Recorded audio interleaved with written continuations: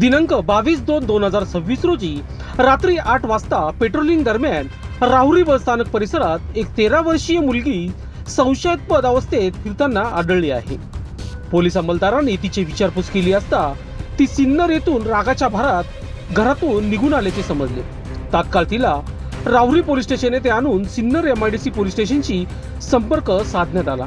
मुलीच्या वडिलांची संपर्क होऊन कोणताही मिसिंग गुन्हा दाखल होण्यापूर्वीच मुलीला सुरक्षितपणे आईवडिलांच्या स्वाधीन करण्यात आली. ही कारवाई अहिल्यानगर पोलीस अधीक्षक सोमनाथ घारगे, सोमनाथ वाकचौरे, जयदत्त भवर यांच्या मार्गदर्शनाखाली तसेच संजय R डेंके यांच्या नेतृत्वाखाली पार पडली. ऑपरेशन मुस्कान अंतर्गत राहुरी पोलिसांनी आतापर्यंत 106 अल्पवयीन मुलींचा शोध लावला असून या तत्पर कारवाईबद्दल सर्वत्र कौतुक होत आहे.